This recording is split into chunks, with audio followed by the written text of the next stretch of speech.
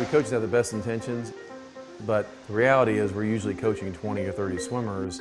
You pretty much run along the side and scream and yeah, go. To think that you can see what's going on in a real kind of focused way, in a detailed way, just isn't practical.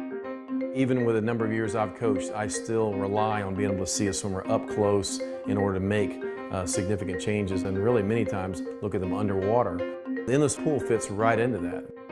We're missing a lot because we don't really see exactly what's going on under the water. Communication between the coach and the athlete, it's in every other sport, and now it's coming to swimming.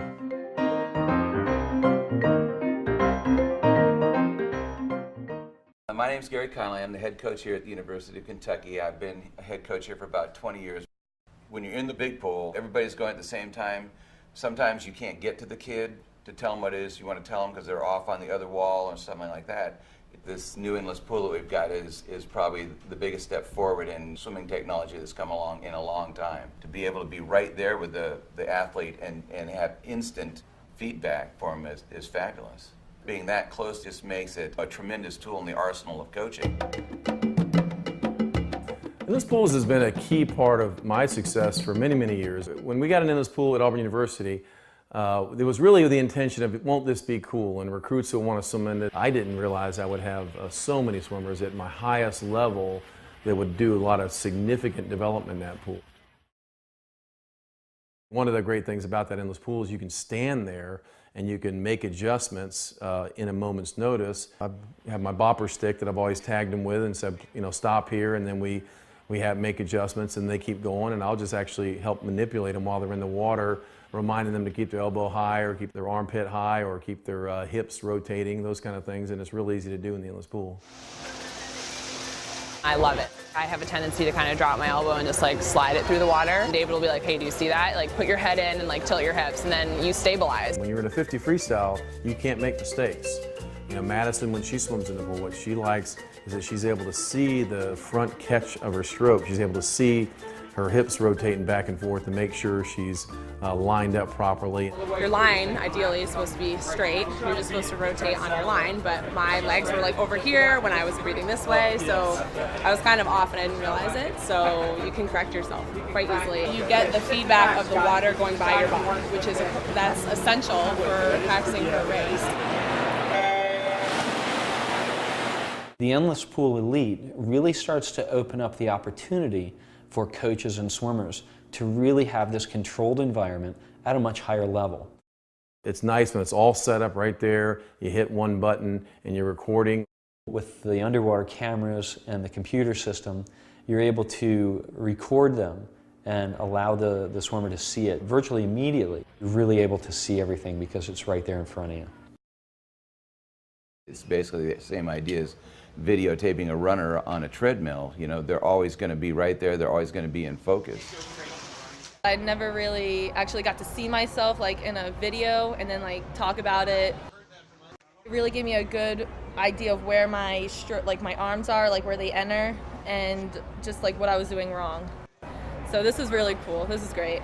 The nice thing about the endless pool is if you don't like the angle you've got, then you're just going to move the camera lens over a little bit more to the left or the right, or put it in the corner of the pool so you can get the thing that you're really focused on.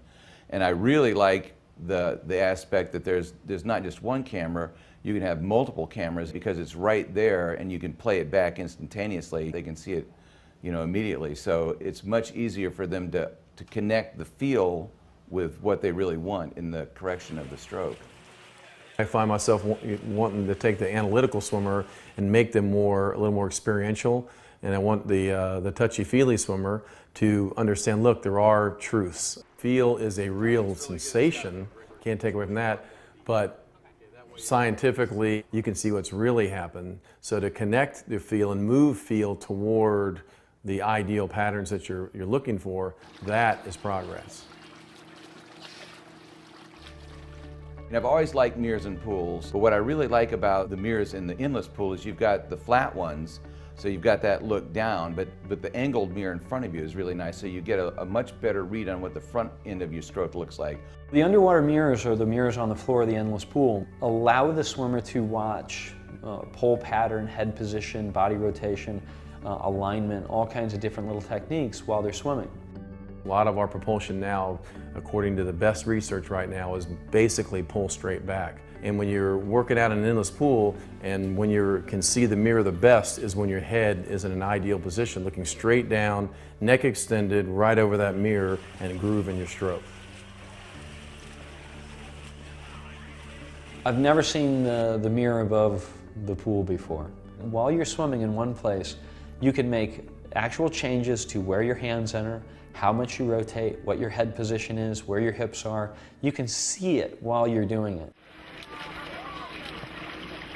I think one of the things about swimming now is it's getting so fast. What I like for myself and our coaches to look for is when do they start to lose their technique? When do the hips start falling out of line? When do they start using the legs as balancing mechanisms rather than propulsive? Where all coaches see their strokes fall apart is when the swimmer comes up to race speed.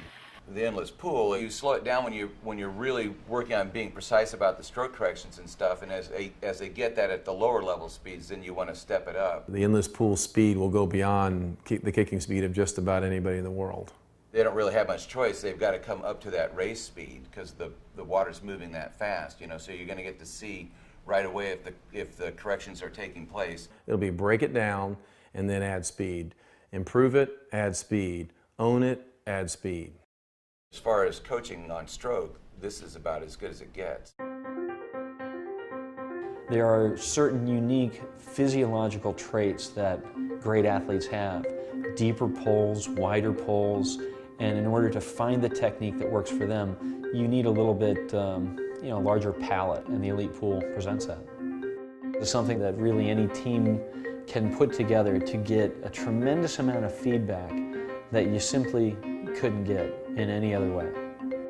The kids are real sold on it. It makes the workouts much more interesting for the athletes. There's nothing they like better than to get into that thing and actually see their stroke. It's much easier for them to get it and understand it.